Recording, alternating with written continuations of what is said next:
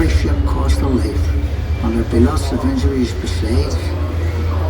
I was in the engine works for a while. Very well equipped it was. That's where we built the triple expansion engines. Two of them, each as high as a 3-story house. I worked in the frame bending shop. You'd heat steel beams in the furnace, then hook them onto slabs of cast iron and hammer them curved. It was skilled work. You had to bend them more than you needed because the frame straightened out a little when it cooled. The shell plates that made up the hull weighed up to 4.5 tons. They were taller than the da. The plates were overlapped on the edges. Some were raised, one after another. We called it clincher. One of the foremen taught me years ago. That's how you build steel ships. I worked as a heater boy. You had to heat the rivets on a wee plate. You put the bellows till the rivet was white hot.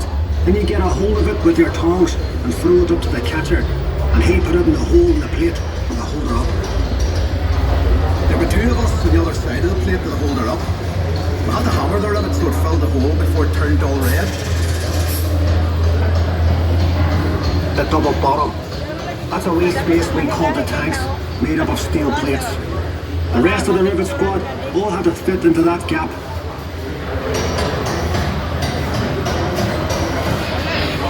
One of the foremen would check each rivet with a special hammer. If it made a ringing sound, we'd have to go back and chase it out after work. I'd get scared working down in that double bottom.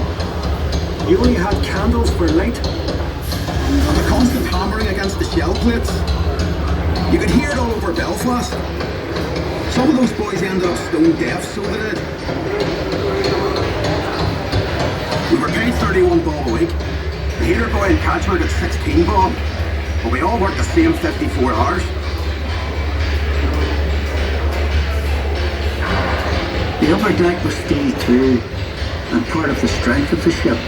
There's no straight lines in a ship, and when you look down the other deck, you can see the shear of the hull, the stop reflection at sea. The stern frame had to be strong enough to take the rudder turning in heavy seas. You'd have all these timbers and guy wires to steady the frame, and men scurrying around like ants underneath. When we came to launch day, I was torn between pride and fear. The standing wings were coated in tallow, train oil and soft soap, so the ship would slide when they shifted her weight off the blocks. That was the most dangerous part. And the shipwrights were knocking away the last props. They were under compression, you see, and the sliding wings would be released by the hydraulic trigger. 100,000 people watched the launch.